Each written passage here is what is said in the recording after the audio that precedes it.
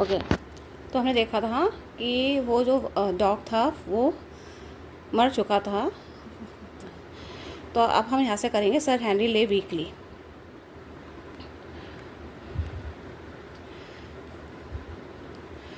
तो जो sir Henry थे वह कमज़ोर मतलब कमज़ोर अवस्था में पड़े थे जहाँ वे गिरे थे।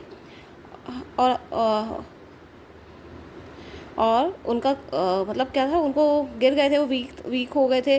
तो उधर के जो लोग थे उन्होंने उनका कॉलर जो था वो ढीला करा और होम्स ने ये देखकर राहत की सांस ली कि उन्हें कोई घाव नहीं लगा था और हम समय पर पहुंच गए थे।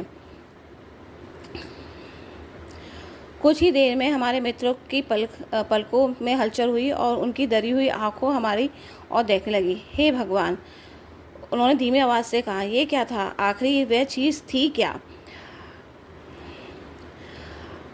अब हम सब खत्म हो गया है, होम्स ने कहा। हमें बाक्सविल परिवार के इस भूत को हमेशा के लिए समाप्त कर दिया है। आकार और ताकत में वह सचमुच बहुत भयानक जीव था जो हमारे सामने फैला पड़ा था। अब भी उसके विशाल जबड़े नीले आग जैसी चमक छोड़ते हुए लग रहे थे।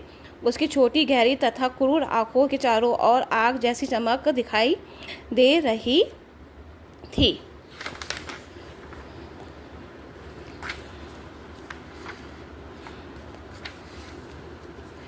मैंने उसके जबड़ों को छुआ। जब मैंने अपनी उंगली ऊपर उठाई तो अंधेरे में चमक रही थी। फॉस्फोरस, मैंने कहा। उस पर यह रसायन लगाया गया था ताकि वह डरावना दिखाई दे। इसमें कोई गंध नहीं थी क्योंकि गंध होने पर जानवर की सूंघने की शक्ति प्रभावित हो जाती है।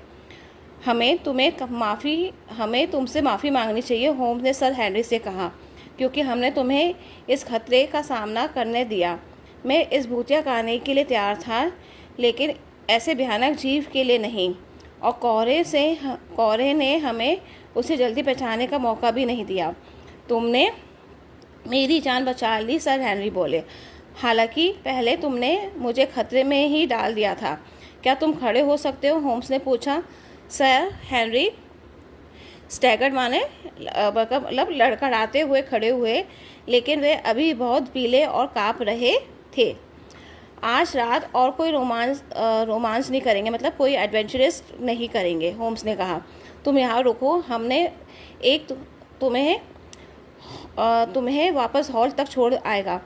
होम्स उन्हें सहारा देकर चट्टान के पास ले गया। वहाँ से वे कांपते हुए बैठे रहे।